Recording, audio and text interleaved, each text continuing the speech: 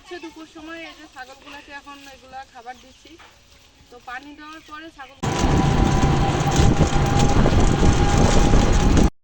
আসসালামু আলাইকুম, সবাইকে নতুন একটি ভিডিওতে অভিনন্দন জানাচ্ছি। তো বন্ধুরা, আশা করছি সবাই ভালো আছেন এবং সুস্থ আছেন।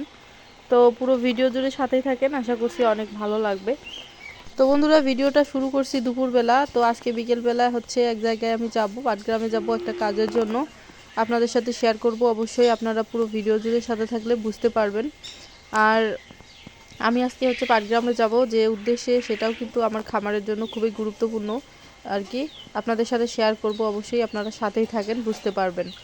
তো হচ্ছে দুপুরবেলা ছাগলের এই কাজগুলো কমপ্লিট করে, খাবার পানি হচ্ছে দিয়ে কমপ্লিট করে, তারপর আমি হচ্ছে পাটগ্রামের উদ্দেশ্যে রওনা হব বিকেলবেলা আর কি।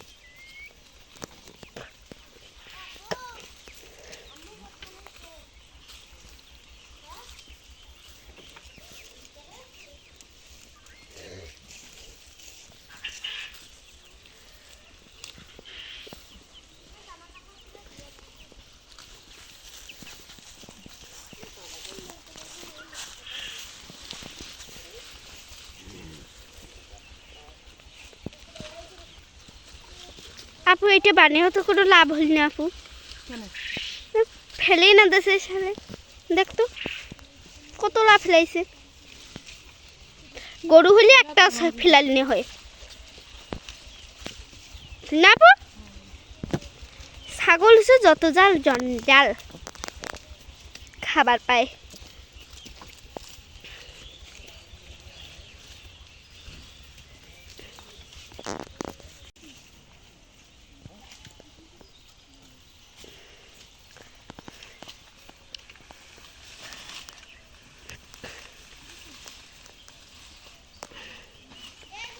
এগুলা হচ্ছে দুপুর সময় এই যে ছাগলগুলোকে এখন এগুলা খাবার দিচ্ছি। তো পানি দেওয়ার পরে ছাগলগুলোকে আর কোনো খাবার দেওয়া হয় নাই। আর এখন কিন্তু প্রায় 3:30 পার হয়ে গেছে।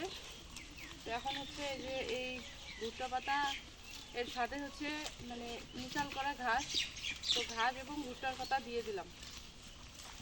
তো হচ্ছে পানি খাওয়াইছিলাম ছাগলগুলোকে, খাওয়ানোর পর এই ঘাসগুলো এখন দিলাম।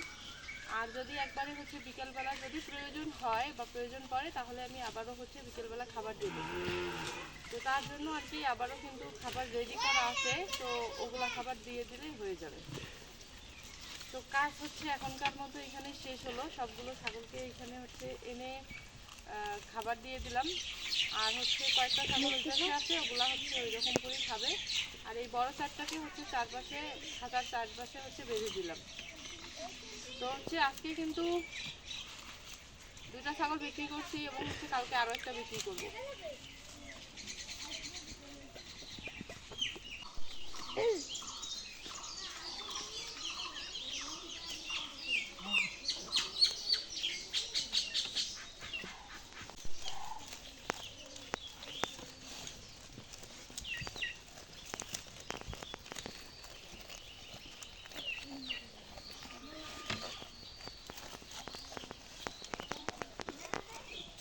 তো বন্ধুরা, হচ্ছে বাড়ির কাজ আপাতত আজকে এই পর্যন্তই শেষ করলাম, কেননা আজকে আর অন্য কোনো কাজ করতে পারবো না। এখন হচ্ছে আমি রেডি হয়ে পাটগ্রামের উদ্দেশ্য করে চলে যাব।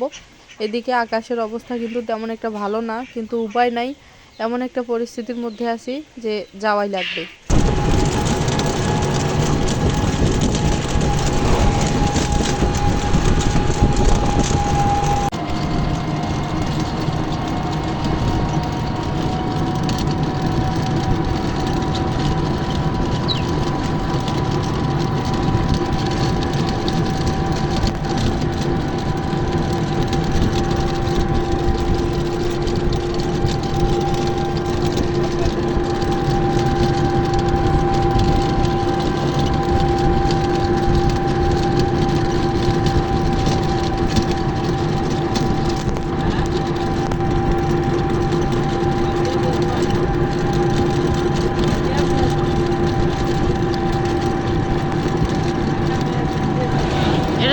বৃষ্টি হয় ইন্ডিয়া হবে ওইদিকে, এদিকে হওয়ার আশঙ্কা খুব কম।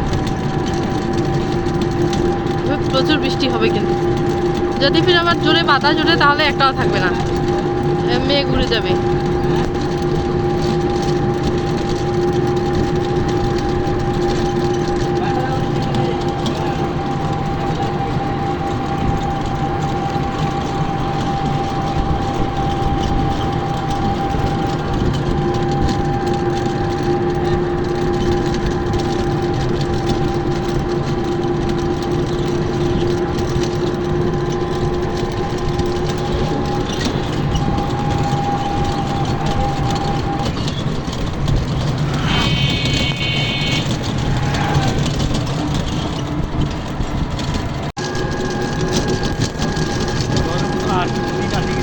হ্যাঁ,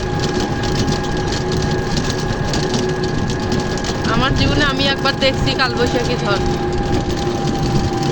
এটা অনেক আগে।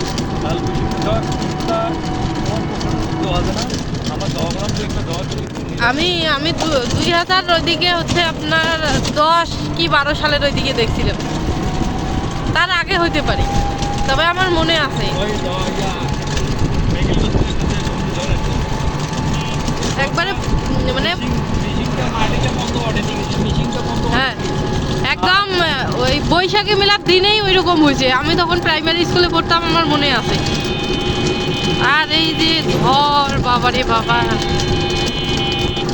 কতজনের বাচ্চা হারাই গেছিল, পরে তখন 2-3 ঘন্টা পর থামছে, তখন পাইছি আর।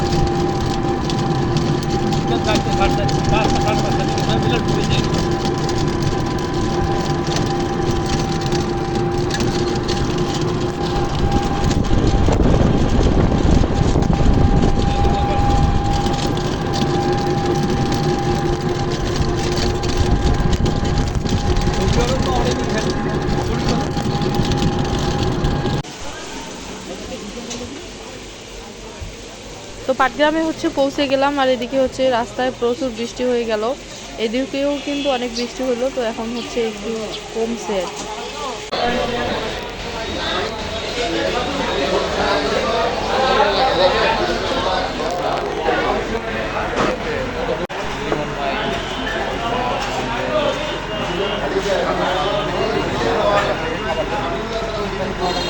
তো আমি হচ্ছে অবশেষে বাড়ি চলে আসলাম আলহামদুলিল্লাহ পাটগ্রাম থেকে। একটু পর পর হয়তো হচ্ছে আজান দিয়ে দিবে। তো এই যে দেখেন হচ্ছে পাখির ঘরে একটু আসলাম, এসে হচ্ছে খাবার পানি দিয়ে দিলাম। পাটগ্রাম থেকে এসে আর কি বসে থাকারও মানে কোনো অপশন নেই, এসে দেখতেছি কাজ, তো কাজ করতেই হবে, কোনো উপায় নাই। তো বন্ধুরা আমি হচ্ছে পাটগ্রামে যে কারণে গেছিলাম সেটা আপনাদেরকে বলি এখন। তো ওইখানে 2টা লোক দেখছিলেন আমার ভিডিওতে, ওনারা হচ্ছে একজন ছিল ফিটের দোকানের ভাই এবং হচ্ছে একজন ছিল আমাদের নারিশ যে কোম্পানির মানে লালমনিরহাট থেকে রংপুরের হচ্ছে এরিয়া ম্যানেজার ছিল। তো ওনার মাধ্যমেই হচ্ছে পাটগ্রামে এই ফিটগুলো আসে, পাটগ্রামে যে হচ্ছে নারিশ কোম্পানির ডিলার আছে ওইখানে আর কি ডিপুতে ফিট চলে আসে। তো যাই হোক আমি হচ্ছে ওইখান থেকে নেই, এই জন্য আর কি উনি যেহেতু নিজেই আসছে তো দামাদামির বিষয়টা একটু ক্লিয়ার করে নিলাম, যেহেতু হচ্ছে আমি খুচরা মার্কেটে ফিটের বস্তা নিয়ে থাকি, ওইখানে মূল্যটা একটু বেশি পড়ে, তো এনার মাধ্যমে যদি আমি নেই আমার কিন্তু একটু হলেও মূল্যটা কম পড়বে।